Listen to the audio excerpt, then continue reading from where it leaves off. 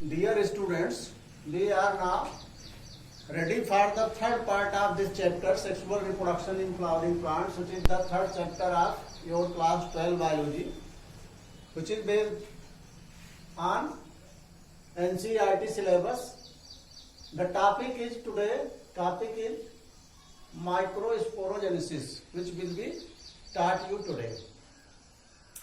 If you see the TS of anther in our previous video, I am just recalling you or I am just repeating the topic. TS of anther में आपने देखा था कि जो इसकी outer most wall थी, that was epidermis. इसका आज हम लोग थोड़ा सा मतलब टिश्यू लेवल पर किस टाइप की सेल्स इसमें प्रेजेंट होती हैं, क्योंकि ये मैंने आपको प्रीवियस वीडियो में नहीं बताया था, तो इसको थोड़ा डिटेल में लेके तब हम माइक्रोस्पोरोजेनेसिस आपको बताएंगे.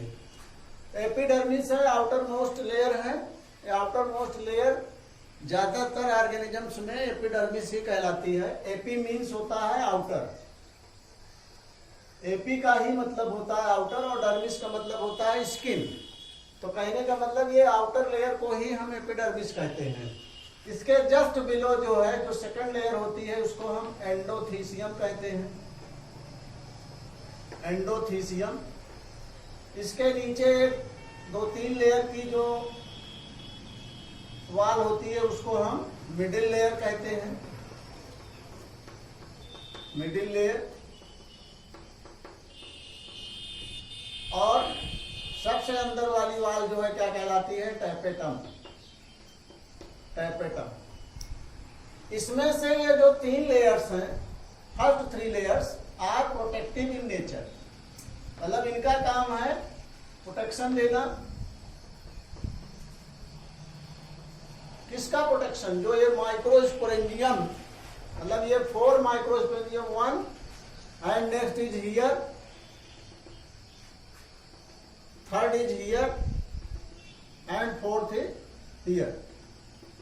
तो इस तरह से जो 4 माइक्रोस्पोरेंजिया है, सबको प्रोटेक्शन देना इन 3 लेयर्स का काम है. तो ये जो है प्रोटेक्शन देती हैं एंड डेहिसेंस. और दूसरी जो है इनका क्या फंक्शन है? Dehiscence of pollen grains. कहने का मतलब जो पॉलन ग्रेन्स यहां बन जाएंगे, the pollen grains which are formed here by the process of microsporogenesis, उनका जो रिलीज होगा उसी को हम डेहिसेंस कहते हैं. तो ये तीनों लेयर्स जो हैं, epidermis, endothecium and middle layer, they are protecting these microsporangia. इस तरह की स्ट्रक्चर आपको हर माइक्रोस्पोरेंजिया के चारों ओर देखने को मिलेगी. मैंने केवल एक साइड में बना दिया है. You can prepare all, you can draw the structure, whole structure like that. तो ये तीनों जो है प्रोटेक्टिव लेयर हो गई. और ये जो टैपेटम होता है, ये जस्ट माइक्रोस्पोरेंजियम की आउटर लेयर होती है, जो इसमें डेवलप होने वाले पॉलन ग्रेन्स को नरिशमेंट प्रोवाइड करता है. नरिशमेंट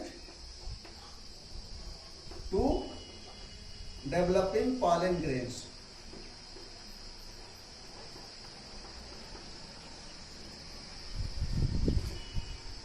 अब देखिए होता क्या है, इसको हम कनेक्टिव कहते हैं.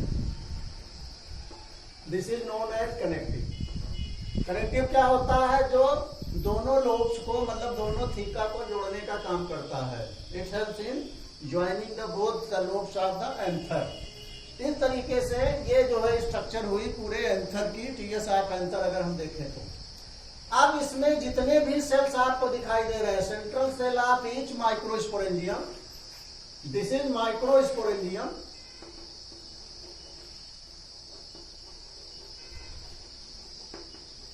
इसमें आप देख सकते हैं कि एक टेट्रागोनल स्ट्रक्चर हो गई है. टेट्रागोनल स्ट्रक्चर में 4 माइक्रोस्पोरेंजिया हैं एक एंथर के अंदर. और इसमें जो माइक्रोस्पोरेंजियम है, ये राउंड सर्कुलर स्ट्रक्चर जो माइक्रोस्पोरेंजियम है, इसकी जितनी भी सेल्स हैं, each cell of the microsporangium is known as sporogenous cells are sporogenous tissue। तो ये माइक्रोस्पोरेंजियम की बात हम लोग कर रहे थे। तो माइक्रोस्पोरेंजियम है densely compact similar type of cells. ये डेंसली पैक्ड सेल्स होती हैं।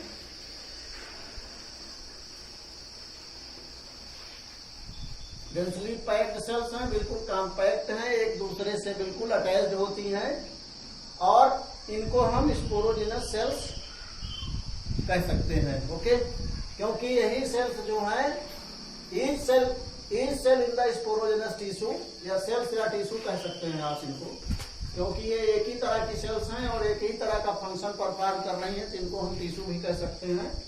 क्योंकि टिश्यू वही है जो सिमिलर टाइप ऑफ सेल्स का क्लस्टर होता है and they perform the similar type of function.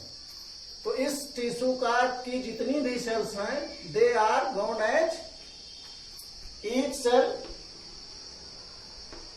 Of sporogenous tissue. Sporogenous tissue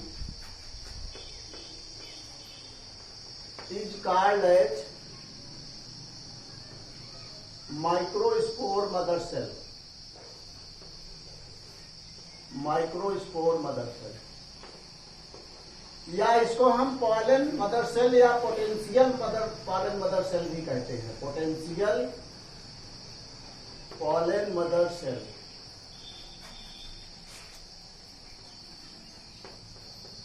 Why we are calling it potential pollen mother cell? Because it has the potential, it has the capability to generate, to form a pollen grain or to form a microspore। तो microsporogenesis इसका मतलब क्या हुआ? The process of formation of a microspore or microspores from pollen mother cell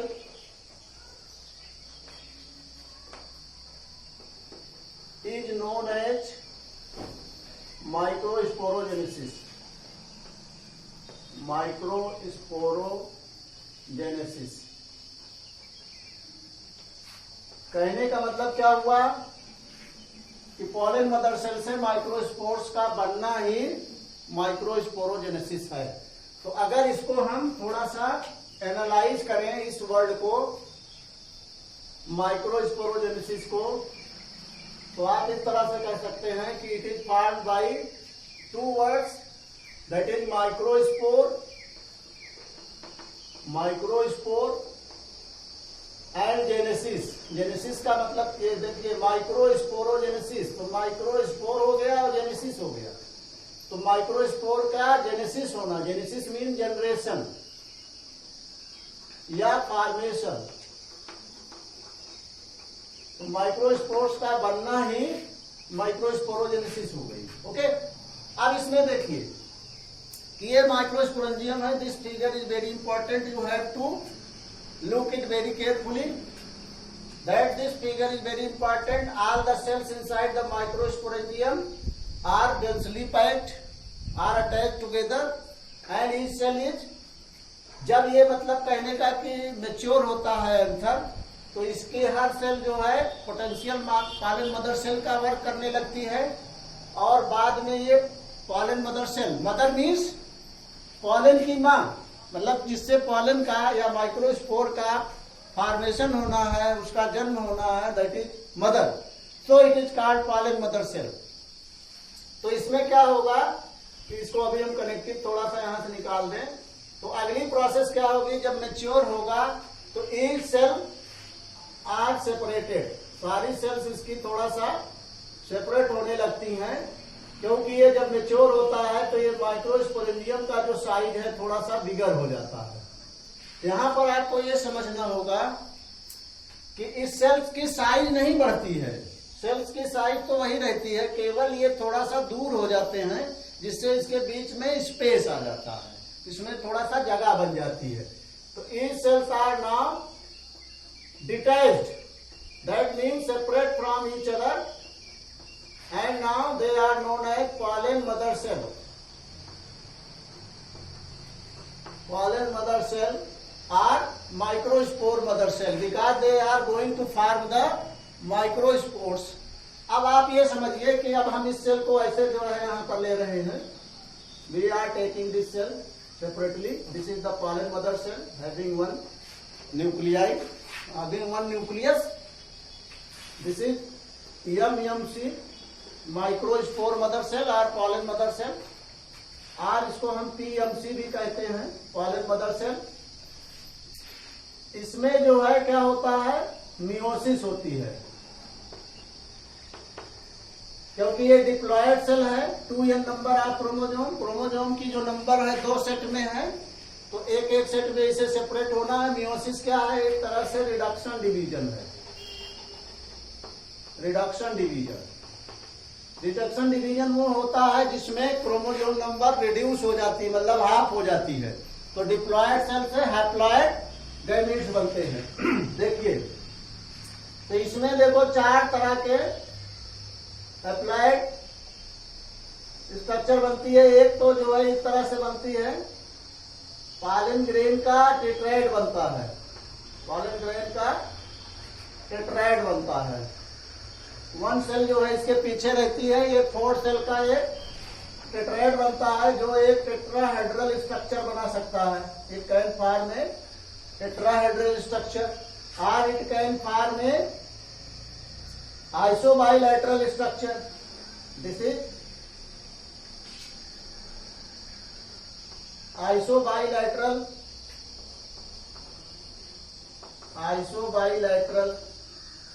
structure बना सकता है, या एक जो है ये लीनियर स्ट्रक्चर भी बना सकता है. It can form a linear structure also. तो इस तरह से बेसिकली लीनियर टेट्राएड बना सकता है, लीनियर टेट्राएड बना सकता है, या टेट्राहेड्रल टेट्राएड बना सकता है, या आइसोबाइलैटरल बना सकता है, या कभी कभी ये एफ शेप स्ट्रक्चर भी बना लेता है. कहने का मतलब 2 सेल्स जो है इसकी एक साथ अटैच हैं, और ये तो ये 4 माइक्रोस्पोर्स का एक क्लस्टर बनाता है जिसमें एक साथ 4 माइक्रोस्पोर्स रहते हैं. तो कहने का मतलब एक टेट्राएड बनाएगा माइक्रोस्पोर का, जिसमें 4 माइक्रोस्पोर कहे रहेंगे, इसको एफ शेप्ड कहते हैं. तो ये जो चारों बन रहे हैं, दीज आर माइक्रोस्पोर टेट्राएड. माइक्रोस्पोर टेट्राएड ये बन गया. तो अब जो है हम लोग इधर आते हैं इसी स्ट्रक्चर में, क्योंकि इसमें हर सेल थोड़ा दूर हो गई, इसमें स्पेस हो गया.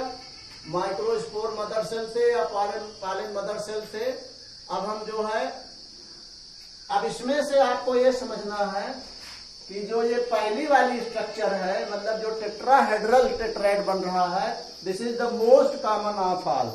मतलब जितने भी माइक्रोस्पोर टेट्राएड बनते हैं उसमें सबसे ज्यादा इसी के बनने के चांसेस रहते हैं. मतलब ज्यादातर एंजियोस्पर्म्स में इस तरह की माइक्रोस्पोर टेट्राएड ही बनता है. तो इसी को हम जो है इसमें ले रहे हैं कि ये बन गए, सब में एक एक न्यूक्लियस हो गए. ये जो है नंबर में हजारों बनते हैं. हम 2-3 ऐसे दिखा दे रहे हैं समझने के लिए, जिससे आपके समझ में बात आ जाए.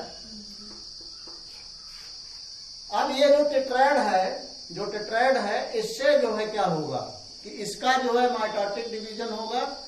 मतलब ये जब मैच्योर होगा तो ये 4 जो है पॉलन माइक्रोस्पोर जो है चारों अलग हो जाएंगे. तो एक एक टेट्राएड से 4 पॉलन ग्रेन्स जो है बन जाएंगे. These are now known as pollen grains. यहां पर आप जो है पॉलन ग्रेन्स बन जाएंगे, एक से 4. जब ये और मैच्योर होगा तो 4 पॉलन ग्रेन, मतलब पॉलन ग्रेन पूरे इसमें भर जाएंगे. These are the pollen grains.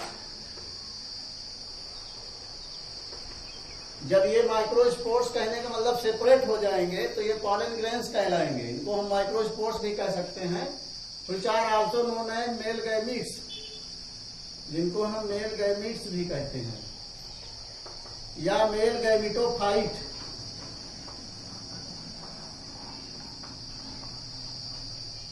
Female gametophyte क्या होता है? एम्ब्रियोसैक होता है, उसको हम लोग बाद में बात करेंगे। ये जो है क्या है? माइक्रोस्पोर टेट्राइड है, microspore tetrad. And what is this? This is these are the pollen grains which are formed by the tetrad when the microspores are separating from this tetrad। मतलब इस 4 के क्लस्टर से एक एक pollen grain जो है यहाँ पर सेपरेट हो रहे हैं। फिर क्या होगा? What will be after that? What will happen after the formation of pollen grains? ये और मेच्योर हो जाएगा। This anther will mature more and more, and these layers which are epidermis, endothecium and middle layers, tectum, ये सब जो है अब थोड़ा सा डिहाइड्रेट हो जाएंगी मेच्योर होने के बाद। मतलब इन वाल्व्स में डिहाइड्रेशन होगा या डिहाइड्रेट होंगी और यहां से ये रप्चर कर जाएंगी। ठीक है, जब ये रप्चर कर जाएंगी तो इसमें से पॉलन ग्रेन जो है रिलीज हो जाएंगे, और जब ये पॉलन ग्रेन रिलीज हो जाएंगे तो इसी प्रोसेस को हम डेहिसेंस कहते हैं, डेहिसेंस ऑफ पॉलन ग्रेन्स। तो इस तरीके से this is all about the microsporogenesis, मतलब माइक्रोस्पोरोजेनेसिस कैसे होती है। आपने इसको, हमारा ख्याल है, बेटर तरीके से समझ लिया होगा। We will now talk about the pollen grains, structure of pollen grains, how are they formed, what is their utilization, उसमें मेल गैमेट्स का फॉर्मेशन कैसे होता है, पॉलन ट्यूब का फॉर्मेशन कैसे होता है, उसकी वॉल्स कौन कौन सी होती हैं। We will discuss them about in our next video. You will be provided the questions about this, and you have to solve all those questions and send it to me. Have a nice day. Thank you very much.